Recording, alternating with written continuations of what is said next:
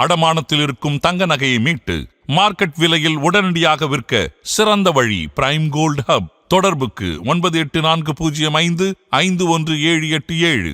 தங்கத்தை மட்டுமல்ல, உங்கள் தன்னம்பிக்கையையும் மீட்டுத் தருகிறோம்.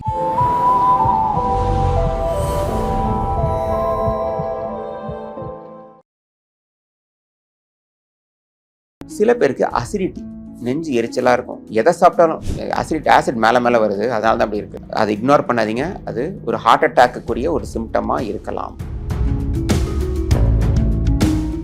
ஸோ இப்போ ஒரு normal bypass surgery, open heart surgery வந்து ஒரு 10 நாள் அட்மிட் ஆகணும், ரொம்ப வலியை தாங்கணும், அந்த மாதிரி இருக்க சுச்சுவேஷனில் 3 நாளில் வீட்டுக்கு போகிற சுச்சுவேஷன்லாம் இப்போ பண்ணுறோம். பட் அதுக்கு முன்னாடி எதெல்லாம் நீங்கள் மேக்ஸிமம் அவாய்ட் பண்ண பார்க்கணும். First sugars. எது எடுத்தாலும் சர்க்கரை, காஃபி எடுத்தாலும் சர்க்கரை, டீ எடுத்தாலும் சர்க்கரை. சரி சார், அதுக்கு மட்டும் தான் சார் போடுறேன், நான் எவ்வளோ சுகர் சாப்பிட்ருப்பீங்க? ஆனால் நீங்கள் நேச்சுரலாக நீங்கள் சாப்பிட்ற டயட்லேயே சால்ட் இருக்கும். ஆனால் நம்ம அடிஷ்னலாக சால்ட் போட்டு சேர்ப்போம், ஊறுகாய் சேர்ப்போம். டொமேட்டோ கெச்சப்லேயும் ஹெவி சால்ட் இருக்குது. All the noodle items, package foods, Chinese ஃபுட்ஸ்லாம் நிறைய சால்ட் இருக்குது. முதுகுக்கு பரவலாம், 2 ஷோல்டருக்கும் பரவலாம், கைக்கு பரவலாம். அந்த வலி வந்து நீங்கள் உட்கார்ந்துருக்கும் போது வரலாம். ஆர் நடந்தால் எனக்கு அடைக்கிற மாதிரி இருக்குது சார், நான் நின்றுறேன், அந்த வலியும் போயிடுதுன்னா அது ஹார்ட் பெயின் தான். ஆண் மகனா, புகைப்பிடிப்பவனா, ஸ்ட்ராங் ஃபேமிலி ஹிஸ்ட்ரி இருக்கா, எனக்கு எக்ஸசைஸ் பண்ணுறது இல்லையா, நல்லா ஓவர் வெயிட்டாக இருக்கனா, நிறைய சாப்பிடுவேனா, நடந்தால் அடைக்கிற மாதிரி இருக்கா, ஃபஸ்ட்டு போய் டாக்டரை போய் பார்த்துருக்கேன். இன்றைக்கி இருக்கக்கூடிய ட்ரீட்மெண்ட்ஸில் what are the latest advancement or latest treatments வந்து என்னெல்லாம் வந்து இப்போது ஆப்ஷன்ஸாக வந்து அவைலபிளாக இருக்குது சார்? இப்போ சப்போஸ் நிறைய பேருக்கு ஹார்ட் அட்டாக் வருது. இப்போ ஆஞ்சியோபிளாஸ்டி ஸ்டென்டிங்னு சொல்கிறாங்க. இப்போ ஆஞ்சியோபிளாஸ்டி ஸ்டென்டிங்னா என்ன? அந்த ரத்த குழாயில் இருக்க அடைப்பை நீக்கிட்டு அதில் ஒரு ஸ்டென்ட்ன்றது ஒரு பொசிஷன் பண்ணுவாங்க. கொஞ்ச நாளைக்கு முன்னாடிலாம் இப்போ வந்து அந்த ஸ்டென்ட்டை பொசிஷன் பண்ணுறதுக்கு ரொம்ப கஷ்டமான இருந்துச்சு. ஏன்னா நிறைய கால்சியம் படிவங்கள், நிறைய ஹை ஃபேட்டு டெபாசிட்ஸ், அதனால் அந்த ஸ்டென்ட்டை கொண்டு போய் பொருத்த முடியாது அந்த இடத்துல. அந்த மாதிரி சுச்சுவேஷன்லலாம் இப்போ அந்த கால்சியம்லாம் பிரேக் பண்ணுறதுக்கு மாடர்ன் டெக்னிக்ஸ்லாம் வந்திருக்கு. அண்ட் ஸ்டென்ட் டெக்னாலஜியும், முந்தினா ஸ்டென்ட்லாம் ரொம்ப திக்காக இருக்கும். ஸோ ரீபிளாக்கேஜ் ஸ்டாண்ட் ரொம்ப அதிகம். இப்போ அந்த ஸ்டென்ட் டெக்னாலஜி ரொம்ப அட்வான்ஸ் ஆகிருக்கு. அதனால் அந்த ஸ்டென்ட் ஸ்ட்ரட்ஸ்ன்னு சொல்லுவோம், அந்த ஸ்டென்ட்டோட திக்னஸும் ரொம்ப ரொம்ப கம்மியாக இருக்குது. 60 மைக்ரான் 70 மைக்ரான் சைஸ் தான் இருக்கும்.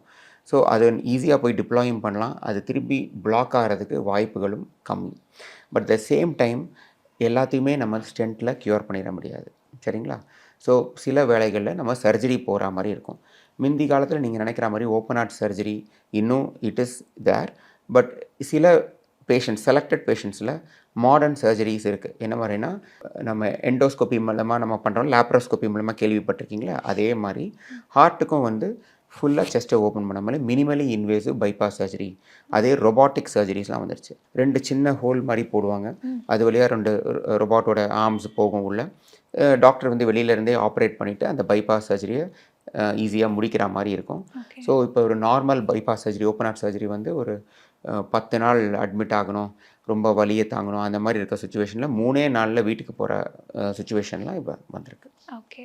ஸோ இந்த சர்ஜரி முடிஞ்சதுக்கப்புறம் இந்த ரெக்கவரி அப்படின்னா, இந்த ரெக்கவரி ஸ்டேஜஸில் என்னெல்லாம் ஒருத்தங்க பண்ணணும் ஆக்சுவலாக? ரெக்கவரி ஸ்டேஜஸில் வந்து ஃபஸ்ட்டு மருந்து மாத்திரையை நல்லா கரெக்டாக போடணும், டாக்டர் என்ன சொல்கிறாரோ.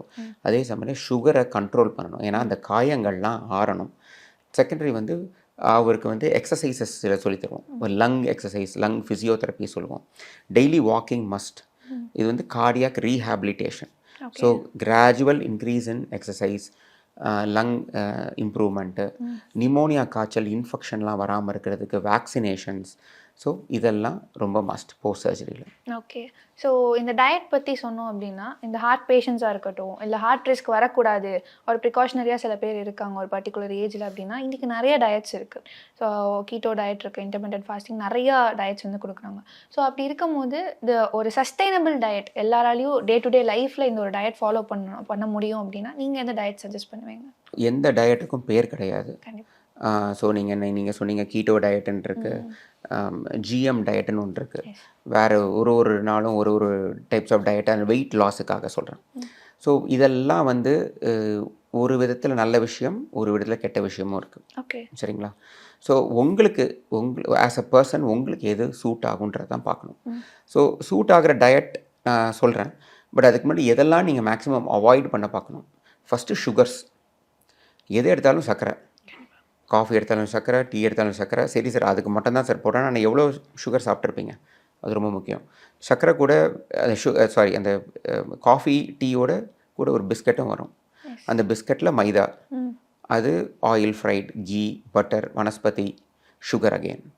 அதெல்லாம் மாதிரி கேலரி கவுண்ட்டில் அதிகமாகிட்டே போகும். உங்களுக்கு ஒரு சின்ன பிஸ்கட், ஒரு குக்கீஸ்னு எடுத்துக்கோங்களேன், சுகர் ஃப்ரீ தான் போடுறாங்க அட்வர்டைஸ்மெண்ட், பட் ஆனால் அதில் ஸ்டில் மைதா இருக்கா இல்லையா? எஸ் இருக்குது. இனிப்பாக இருக்கா இல்லையா? அது இனிப்பு தான். தேனாக இருக்கும், கருப்பட்டியாக இருக்கட்டும், வெல்லமாக இருக்கட்டும், உடம்புக்கு நல்லது தான், பட் இருந்தாலும் கேலரி கவுண்ட் சுகர் ஏற்றி விட்டுடும். ஸோ நீங்கள் வந்து சுகர்ஸை ஃபஸ்ட்டு மேக்ஸிமம் அவாய்ட் பண்ணணும். ஒரு நாளைக்கு வந்து சுகர் கம்மியாக தான் எடுத்துக்கணும், ரொம்ப கம்மியாக எடுக்கணும். அதுவும் சுகர் பேஷண்ட் சுகரே எடுத்துக்கக்கூடாது. ஸோ அந்த சுகருக்கு ஆல்டர்னேட்டிவ்ஸ் சொல்கிறாங்க, லைக் ப்ரௌன் சுகர் எடுத்துக்கலாம் அப்படின்னு சொல்லிட்டு. ஸோ இந்த மாதிரி ஆல்டர்னேட்டிவ்ஸ் வந்து நிஜமாகவே இந்த சுகர் பண்ணக்கூடிய, அதாவது ஒயிட் சுகர் பண்ணக்கூடிய எஃபெக்ட்ஸை விட இது கொஞ்சம் கம்மியாக இருக்குமோ, ஒரு இது வந்து இட்ஸ் பெட்டர் டு யூஸ் அப்படின்னு நீங்கள் சொல்வீங்களா? Compared to white sugar, brown sugar or கருப்பட்டி ஆர் வெல்லம் is good, but still it contains the same calories as a regular sugar. So again உங்கள் சர்க்கரை ஏற தான் போதும். நீங்கள் கரும்பு சாப்பிட்றேன்றீங்க, கரும்பு ஜூஸ், சக்கரை தண்ணிக்கு பதிலாக கரும்பு ஜூஸ் குடிக்கிறீங்க, ரெண்டும் ஒன்று தான். இனிக்குதா இல்லையா? அது சக்கரை தான். So over a period of time cutting down sugar is the only solution, best solution. சரிங்களா? ஸோ இப்போ நம்ம ஹிடன் சுகர்ஸை நிறைய போயிட்டே இருக்கும் உங்களுக்கு. சரிங்களா? இப்போ ஒரு டோனட்டாக இருக்கட்டும், ப்ரெட்டாக இருக்கட்டும், நூடுல்ஸாக இருக்கட்டும், அதுலேயும் சுகர் இருக்கும். நீங்கள் அதில் பேக்கேஜில் பின்னாடி பார்த்தீங்கன்னா எவ்வளோ சுகர் இருக்குன்னு போட்டிருப்பாங்க. அதே மாதிரி தான் உப்பு, சால்ட். ஒரு நாளைக்கு லெஸ் தேன் 5 கிராம்ஸ் தான் சால்ட் சாப்பிடணும். பட் ஆனால் நம்ம மக்கள் வந்து 10 to 15 கிராம் சால்ட். ஸோ ஒரு லெஸ் தேன் 5 கிராம்ஸ்னால் 2 டீஸ்பூன் தான். ஆனால் நீங்கள் நேச்சுரலாக நீங்கள் சாப்பிட்ற டயட்லேயே சால்ட் இருக்கும். ஆனால் நம்ம அடிஷ்னலாக சால்ட் போட்டு சேர்ப்போம், ஊறுகாய் சேர்ப்போம், டொமேட்டோ கெச்சப்லேயும் ஹெவி சால்ட் இருக்குது. All the noodle items, package foods, Chinese ஃபுட்ஸ்லாம் நிறைய சால்ட் இருக்குது. ஸோ அதையும் கட் டவுன் பண்ணணும். சரிங்களா? அண்ட் கார்போஹைட்ரேட்ஸ், ரைஸ் சேர்த்துக்கலாம் அளவோட, ரொம்ப கம்மியாக. சரிங்களா? நிறைய கோதுமை, நம்ம பழமையான உணவுப் பொருட்கள், மில்லட்ஸ்ன்னு சொல்கிறோம்ல, ராகியாக இருக்கும், கேழ்வரகு, கம்பு, அதெல்லாம் நம்ம யூஸ் பண்ண ஆரம்பிக்கணும். சரிங்களா? ஸோ அதில் வந்து they are also carbohydrates, but they are not easy to digest. It will take longer time, lower glycaemic index. So நீங்கள் உடனே பசிக்காது. ஓகே, ஸோ வெயிட்டு நல்லா குறைக்கும், சுகரை நல்லா குறைக்கும், அந்த மாதிரி. ஸோ அப்புறம் ரெண்டாவது வந்து நைட்டு சாப்பிட்றத நிப்பாட்டணும். நம்ம வேர் ஆல் ஒர்க்கர்ஸ். நானும் ஒர்க் பண்ணுறேன், நானும் 10 மணி 11 மணிக்கு வீட்டுக்கு போவேன். ஐடி ப்ரொஃபஷனல் அதே தான் பண்ணுறாரு, ஒரு ஆட்டோ டிரைவர்லேருந்து அதே தான் பண்ணுறாரு. வீட்டுக்கு போயிட்டு ரொம்ப டயர்டாக இருப்போம். தோசை, சிக்கன் குருமா, சப்பாத்தி, பிரியாணி, இதை சாப்பிட்டு என்ன பண்ணுவோம்? டப்புன்னு படுத்து தூங்கிடுவோம். ஸோ நைட்டு உணவு பழக்கங்களில் நிறையா சாப்பிட்டு படுத்து தூங்குறதுல உங்களுக்கு அந்த தொப்பையும் ஃபேட்டி லிவர்ன்றது தான் அக்யூமுலேட் ஆகிட்டே இருக்கும். நைட்டு இரவு அப்போ என்ன சார் சாப்பிட்றது? எனக்கு தூக்கமே வர மாட்டேங்குது, எனக்கு நைட்டு வயிறு நிரம்பினா தான் சார் தூக்கம் வரும் அப்படின்றது தான் எல்லா பேஷண்ட்டோட ஃபர்ஸ்ட். ஏன்னா அவங்க வந்து ரியர் ஆல் ரைஸ் ஈட்டர்ஸ். நம்ம மக்கள் வந்து அரிசி சாப்பிட்டு தான் அவங்க பழகியிருக்காங்க. ஸோ நான் என்ன அட்வைஸ் பண்ணுவேன்னா, ஒன்றும் இல்லை, சாப்பிடுங்க ஈஸிலி டைஜஸ்டபிள் ஃபுட்டு. பழங்கள், ஒரு கொய்யாப்பழம், ஆப்பிள், பப்பாளி, விதவிதமான பழங்கள் எடுத்துக்கோங்க அளவோட. ஒரு டம்ளர் மில்க். அதாவது நீங்கள் சாப்பிட்லாம், ஆனால் 7 மணிக்கு முன்னாடி சாப்பிட்றணும். எனக்கு ரைஸ் தான் வேணும், சப்பாத்தி தான் சாப்பிட்ணுன்னா 7 மணிக்கு முன்னாடி சாப்பிட்றணும். 7 மணிக்கு மேலே நைட்டு 10 மணி தூங்க போகிறதுக்கு முன்னாடி எதுவும் சாப்பிடக்கூடாது. அட்லீஸ்ட் ஒரு 2 மணி நேரம் 3 மணி நேரம் பட்னி கிடந்தால் ரொம்ப சந்தோஷம். இல்லை சார் நான் லேட்டாக தான் வருவேன், எனக்கு அந்த மாதிரி ஒரு வாய்ப்பு இல்லைன்னா have a glass of milk, ஒரு ஃப்ரூட், அப்புறம் தூங்க போயிருங்க. காலையில் எழுந்திரிங்க, நீங்கள் என்ன சாப்பிடணுமோ சாப்பிட்டுக்கோங்க. அண்டு இன்னொரு விஷயம் வந்து இன்டர்மிட்டன்ட் ஃபாஸ்டிங். ஸோ நீங்கள் ஒரே வேலை தான் சார் நான் சாப்பிட்றேன், ஸோ மார்னிங்கும் நான் அவாய்ட் பண்ணிடுவேன், மத்தியானம் மட்டும் தான் சாப்பிடுவேன், நைட்டும் அவாய்ட் பண்ணிடுவேன்றதும் ஒரு ரொம்ப எக்ஸ்ட்ரீம் ஃபார்ம் ஆஃப் ஃபாஸ்டிங்.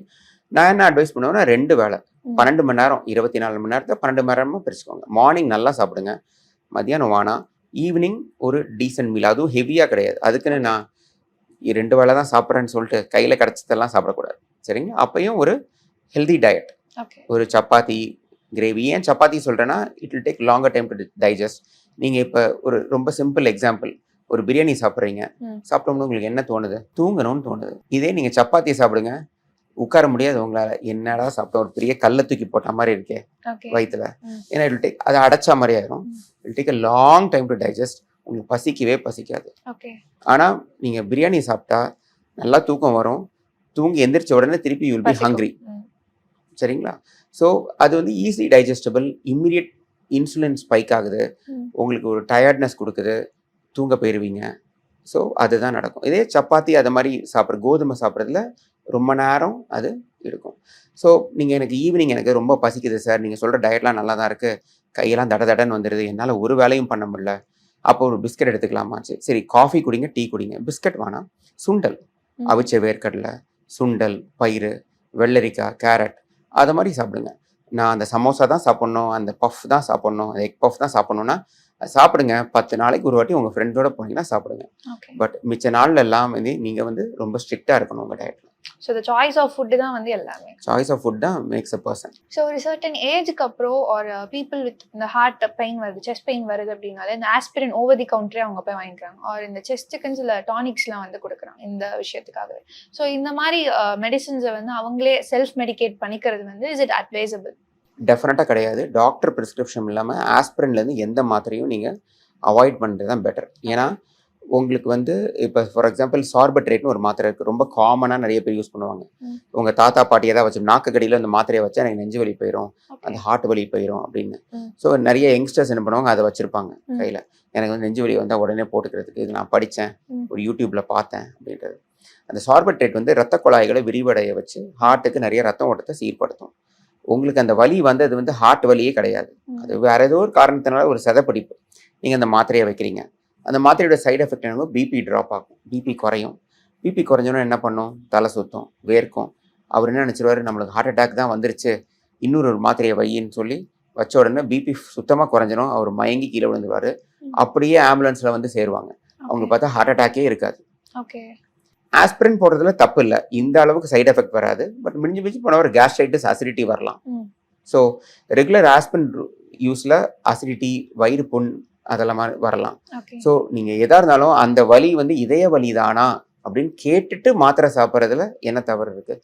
ஒரு தவறும் இல்லை. அதை ஃபாலோ பண்ணுங்கள். நீங்களா மாத்திரை வாங்கி போட்டுறது எப்போதுமே danger. So as a cardiologist நீங்கள் வந்து இப்போது ஒரு பெயினை டிஃப்ரென்ஷியேட் பண்ணணும், இதுதான் வந்துட்டு நிஜமான ஹார்ட் அட்டாக்கு வரக்கூடிய சிம்டம்ஸ், அண்ட் இது வந்து ஒரு ஜென்ரல் செஸ்ட் பெயின், ஏதோ ஒரு மசில் இழுத்ததுனால வந்திருக்கு அப்படின்னா what will be the difference between these two sir? இப்போ டிப்பிக்கலாக ஒரு ஆன்ஜைனா, அதாவது ஹார்ட் ரிலேட்டட் பெயின் எப்படி இருக்கும் அப்படின்னா, எல்லாரும் நினச்சிட்டு இந்த லெஃப்ட் ஹேண்டில் பரவிடுச்சு சார் அதுதான் ஹார்ட் பெயின் நினைப்பாங்க. அப்படி கிடையாது. ரைட்டில் கூட வரலாம், ஓகே, தாடைக்கு கூட வரலாம். யாரோ அழுத்துற மாதிரி இருக்கும், ஒரு 100 கிலோ வெயிட்டை நெஞ்சு மேலே வச்ச மாதிரி இருக்கும். என்னத்தை வலிக்குதானே? இல்லை, ஒரு மாதிரி அடைக்கிற மாதிரி இருக்கு, அழுத்துற மாதிரி இருக்கு அப்படிதான் சொல்லுவாங்க. சரிங்களா? ஒரு டிஸ்கம்ஃபர்ட்னு தான் சொல்லுவாங்களே, பெயின் சொல்ல மாட்டாங்க. ஓகே. அந்த வலி வந்து நம்ம தாடைகளுக்கு பரவும். நடந்தாலே கொஞ்ச நேரத்தில் எனக்கு தாடை வலிக்குது அப்படின்னா நிறைய பேர் பல் டாக்டர் கிட்ட போவாங்க. அவர் பல்லெல்லாம் பார்த்துட்டு ஒன்றும் இல்லை, நீ போய் டாக்டரை போய் பாரு அப்படின்னு சொல்லுவாங்க.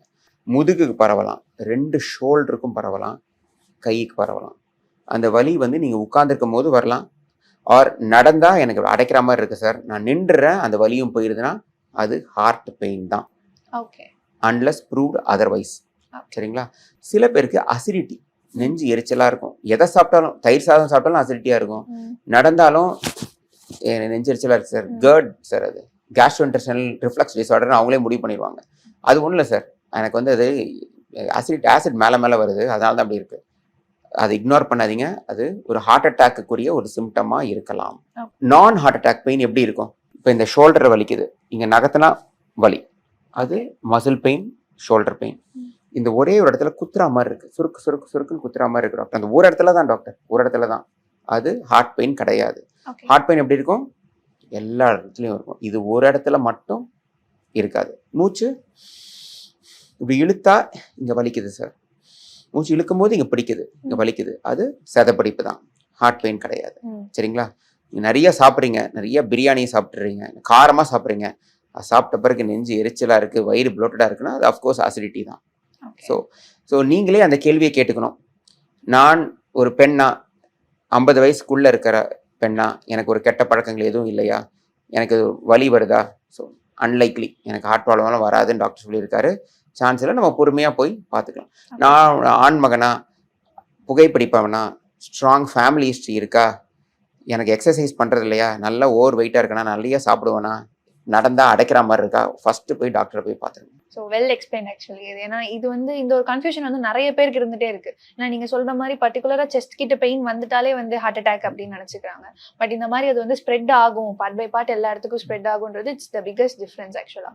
ஸோ இதெல்லாம் ஒரு பக்கம் இருந்தாலும் நீங்கள் சொன்ன மாதிரி இந்த ஃபேமிலி ஹிஸ்ட்ரின்றது it plays a very big role for everyone. இந்த ஃபேமிலி ஹிஸ்ட்ரி இருக்கவங்க அவங்கள தானே ப்ரிவென்ட் பண்ணிக்கணும் அப்படின்னா இந்த ப்ரிவென்ஷனில் நீங்கள் எதெல்லாம் சார் சொல்லுவீங்க? Strong family history of heart டிசீஸ்ன்றது வந்து இன்வேரியபிளாக உங்களுக்கு வந்து ஒரு ப்ராப்ளம் வரப்போகுது. அட்லீஸ்ட் உங்கள் அப்பாவுக்கு ஒரு 40-50 வயசு வந்தாலும் உங்களுக்கு கெட்ட பழக்கங்கள் இருந்தால் சீக்கிரமாகவே வந்துடும். இல்லாட்டா you can definitely postpone the problems. Okay. So எப்படி போஸ்ட்பான் பண்ணுவீங்க? ரெகுலராக ஒரு எக்ஸசைஸ் பண்ணணும், ரெகுலர் ஃபிசிக்கல் ஆக்டிவிட்டி எப்போதுமே மிஸ் பண்ணக்கூடாது. வெயிட் ஐடியலாக மெயின்டைன் பண்ணணும். ரெண்டாவது வெயிட் ஐடியலாக இருக்கும், ஆனால் தொப்பை மட்டும் இருக்கும். அது அந்த தொப்பை தான் ரொம்ப டேஞ்சரஸ். ஏன்னா that can cause insulin resistance. அது ஹார்ட் ப்ராப்ளமுக்கு ஈஸியாக வழிவகுக்கும். So exercise daily, healthy diet, stress free, நல்லா தூங்கணும், கெட்ட பழக்கங்கள் குடிப்பழக்கமோ புகைப்பிடிப்பதிலோ அவாய்ட் பண்ணணும். Frequent health checkups. உங்களுக்கு தெரியும் உங்கள் அப்பா அம்மாவுக்கு யங் ஏஜில் ஹார்ட் ப்ராப்ளம் இருந்துச்சுன்னா எவ்ரி இயர் போய் ட்ரெட்மில் டெஸ்ட் வரைக்கும் போய் டெஸ்ட் பண்ணிவிட்டு வந்துடணும். ஓகே. ஸோ இப்போ வந்து ஒரு சின்ன செக்மெண்ட் வந்து வச்சுக்கலாம். இப்போது நிறைய மித் வந்து இருக்குது. ஸோ இந்த செக்மெண்ட்டே வந்துட்டு மித் பிரேக்கிங் கிரவுண்ட் தான். நான் சில myth related to heart disease or இந்த டாபிக் சம்மந்தமாக இருக்கக்கூடிய மித் வந்து சொல்கிறேன். ஸோ இதில் எது உண்மை எது போயின்னு ஆஸ் அ டாக்டர் நீங்கள் வந்து சொல்லுங்கள். So the first one is oil free diet எடுத்துக்கிட்டா 0 ஹார்ட் ரிஸ்க். அப்படி கிடையாது. ஓகே. நம்ம உடம்பு ஒழுங்காக வேலை செய்கிறதுக்கும் கொஞ்சம் ஆயில் தேவை, கொஞ்சம் ஃபேட்டு தேவை. அது நல்லா கொழுப்பாக இருக்கணும். ஸோ நான் சொன்ன மாதிரி அளவு மீறினால் அமிர்தும் நஞ்சு. ஓகே. ஸோ அதில் வந்து அதே ஆயில் வந்து ரொம்ப அதிகமாக எடுத்துக்கிட்டால் ஆபத்து தான். ஓகே. நெக்ஸ்ட் ஒன் இஸ் அதாவது ஒபீஸாக இருக்கவங்களுக்கு மட்டும்தான் ஹார்ட் ரிஸ்க் வந்து அதிகமாக வரும், ஒல்லியாக இருக்கவங்களுக்குலாம் ஹார்ட் அட்டாக்ஸ் ஒரு ஹார்ட் டிசீஸ் வந்து வராதுன்னு சொல்கிறேன். அது ரொம்ப ரொம்ப தவறு. நான் பார்த்த முக்கால்வாசி பேஷண்ட் வந்து ஒல்லியாக தான் இருக்கிறவங்களுக்குலாம் ஹார்ட் ப்ராப்ளம் வரும். இன்ஃபேக்ட் குண்டாக இருக்கவங்களுக்கு அவ்வளோ சீக்கிரம் வந்து அவங்க அந்த ஹார்ட் ப்ராப்ளம் இருந்தாலும் அது அவங்க அந்த கம்ப்ளைண்ட்டோட வந்தும் சொல்ல மாட்டாங்க. அவங்க மூமெண்ட்டும் ரொம்ப கம்மியாக இருக்கும். அவங்களுக்கும் வரலாம், பட் ஆனால் ஒல்லியாக இருக்கவங்களுக்கு வராதுன்றது அப்படி கிடையவே கிடையாது. Most of the patients heart attack patients பார்த்தாலே வந்து they will be ஒல்லியாக தான் இருப்பாங்க. If ECG is normal, heart is healthy. அதுவும் தவறு. நான் முன்னாடியே இந்த செக்மெண்ட்டில் சொல்லியிருக்கேன். ஸோ ஒரு இசிஜி வச்சுட்டு இந்த வலி வந்து ஹார்ட் அட்டாக் கிடையாது அப்படின்னு ப்ரூவ் பண்ணிட முடியாது. சீரியல் இசிஜிஸ், ட்ரோபனின் 900 ரத்தம் டெஸ்ட், இக்கோகார்டியோகிராம், அதுவும் இல்லைன்னா ட்ரெட்மில், அது ப்ரூவ் பண்ணாதான் உங்களுக்கு ஹார்ட் ப்ராப்ளம் இல்லைன்னு சொல்ல முடியும். ஆல்கஹால் வந்து டெய்லி கம்மியான குவான்டிட்டியில் குடிச்சா நமக்கு ஹார்ட் ரிஸ்க் வந்து வராது. பெரிய தவறு. ஓகே. டெஃபினட்டாக ஹார்ட் ப்ராப்ளம்ஸ் அதிகமாக தான் ஆக போகும். ஏன்னா ஆல்கஹால் கண்டெய்ன்ஸ் என்னது, வெறும் சுகர்ஸ் தான். ஓகே. ஸோ அந்த சுகர்லாம் உள்ளே போயிட்டு டெஃபினட்டாக உங்களுக்கு ஃபேட்டி லிவர், கொலஸ்ட்ரால், டயபெட்டிஸ் எல்லா காம்பனன்ட்ஸும் ஏறப்போகுது. கொலஸ்ட்ராலும் ஏறிறப்போகுது. ஹார்ட் ப்ராப்ளம் நேச்சுரலாக வரதான் போகுது. டயபெட்டிஸ் இருக்கவங்களுக்கு கண்டிப்பாக ஹார்ட் ரிஸ்க் இருக்கும். டெஃபினட்டாக they are at very high risk. Okay. But இப்போ ஒரு HbA1c 6லேயே மெயின்டைன் பண்ணுறாரு, 6.5லேயே மெயின்டைன் பண்ணுறாரு, நல்ல கரெக்டாக மாத்திரை சாப்பிடுவார், கரெக்டாக இன்சுலின் எடுப்பார், டெய்லி எக்ஸசைஸ் பண்ணுவார் அப்படின்ற உங்களுக்கு வந்து உடனே ஹார்ட் அட்டாக் வந்துடும், ட்ரிபிள் வெசல் டிசீஸ்லாம் வந்துடும், நிறைய பிளாக்ஸ் வந்துடும், அப்படிலாம் கிடையாது. நீங்கள் டெஃபினட்டாக நீங்கள் ஒழுங்காக இருந்தீங்கன்னா, மாத்திரை ஒழுங்காக சாப்பிட்டீங்கன்னா, ஃபாலோ பண்ணிங்கன்னா, கண்ட்ரோலில் இருந்தீங்கன்னா ஹார்ட் ப்ராப்ளம் வராது. Young women are safe from heart attacks due to hormones. They are safe, but there are some exceptions, which I already explained: smoking, diabetes, obesity. Okay. So இதெல்லாம் இருந்தால் அவங்களுக்குமே ஹார்ட் ரிஸ்க் இருக்கு. டெஃபினட்டாக இருக்கு. Okay.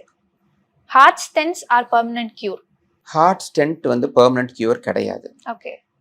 சரிங்களா? ஏன்னா அந்த ஸ்டென்ட்டும் வந்து ஒரு டெம்பரரி சொல்யூஷன். ஓகே. கடவுள் வந்து உங்களுக்கு ஒருத்தருக்கு 50 வயசு ஆகுது, 50 வயசு வரைக்கும் ஒரு ரத்த குழாவை கொடுத்துருக்காரு, நல்லா வேலை செய்கிற ரத்த குழா.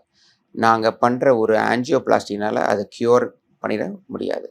அதுக்கு மாத்திரை மருந்து ஒழுங்காக போடணும். அந்த அடைப்பு ஏன் வந்துச்சுன்றது அந்த காரணங்கள் எல்லாம் நீக்கணும். புகைப்பிடிச்சா ஸ்மோக்கிங் நிப்பாட்டணும், சுகர் இருந்தால் சுகரை கண்ட்ரோல் பண்ணணும். அதெல்லாம் கண்ட்ரோல் பண்ணிங்கன்னா அந்த ஸ்டென்ட்டை நம்ம மெயின்டைன் பண்ணிக்கலாம்.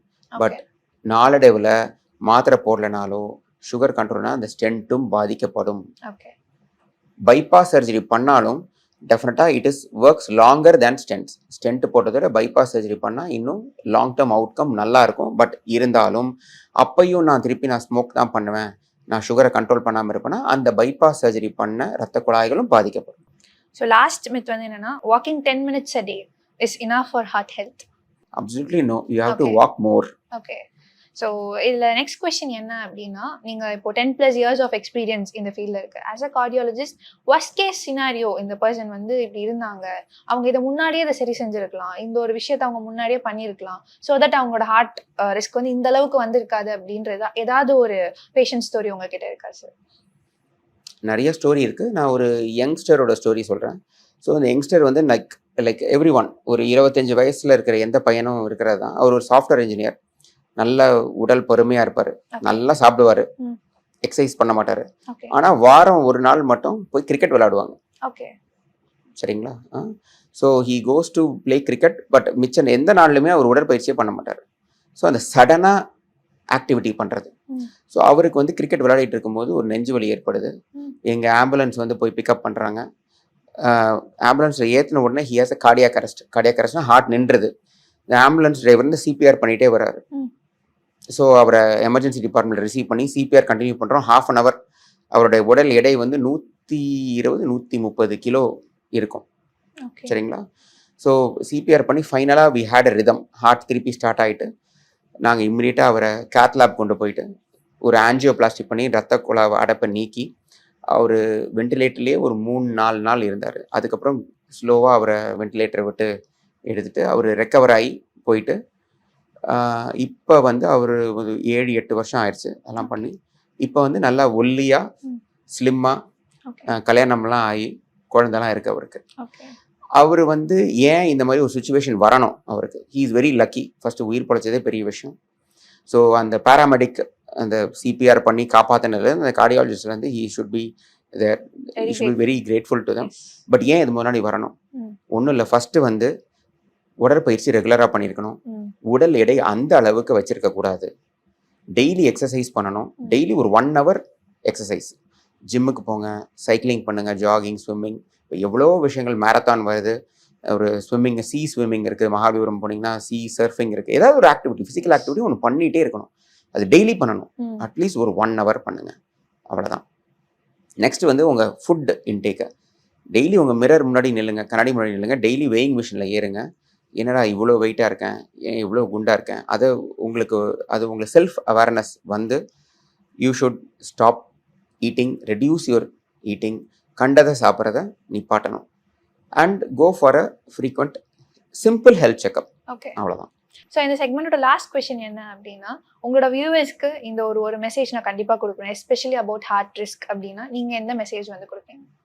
அதாவது உங்களோட சர்க்கரை வியாதி, உங்களோட பிபி, உங்களோட எடை, உங்களோட கொலஸ்ட்ரால், இது எல்லாமே கண்ட்ரோல் பண்ணுறதுக்கும் சரி, வராமல் தடுக்கிறதுக்கும் சரி, ஒரு சிம்பிள் விஷயந்தான். டெய்லி ஒரு 1 hour எக்ஸசைஸ் பண்ணுங்கள். ஓகே, பிரிஸ்க் வாக்கிங் போங்க, நான் சொன்ன மாதிரி jogging, cycling, swimming, what ever உங்களால் முடிஞ்ச அளவுக்கு நீங்கள் அந்த உடற்பயிற்சி பண்ணுங்கள். அதை பண்ணிங்கனாலே இந்த ரிஸ்க் ஃபேக்டர்ஸில் பாதி குறைஞ்சிரும். ஓகே, நெக்ஸ்ட்டு உணவு பழக்க வழக்கங்கள், அதை கண்ட்ரோல் பண்ணிங்கனாலே மீதி பாதி குறைஞ்சிரும். அவ்வளோதான். So thank you so much sir, because இவ்வளோ நேரம் டைம் எடுத்து ரொம்ப தெளிவான எக்ஸ்ப்ளனேஷன் எல்லாத்துக்கும். எஸ்பெஷலி இந்த செஸ்ட் பெயின் அப்படின்ற ஒரு விஷயம் வந்துட்டு, செஸ்ட் பெயின் வந்துட்டாலே வந்து ஹார்ட் அட்டாக் அப்படின்ற ஒரு மிஸ்கான்செப்ஷன் வந்து இன்றைக்கி நிறைய பேருக்கு இருக்குது. But not all chest pain or heart attack அப்படின்ற ஒரு தெளிவான எக்ஸ்ப்ளனேஷன் கொடுத்துருக்கீங்க. அதையும் தாண்டி they shared a lot of information to us. So இது இன்னைக்கு இருக்க யங்ஸ்டராக இருக்கட்டும், இல்லை இன்னைக்கு இருக்கக்கூடிய வயதானவங்களாக இருக்கட்டும், நெக்ஸ்ட் வரக்கூடிய ஜென்ரேஷனாக இருக்கட்டும், எல்லாருக்குமே இந்த இன்ஃபர்மேஷன் வந்து ரொம்பவே யூஸ்ஃபுல்லாக இருக்கும். So thank you so much for spending this time with us. So இன்னொரு டாபிக்கோட கண்டிப்பாக வந்து டிஸ்கஸ் பண்ணலாம். So thank you so much sir. Thank you.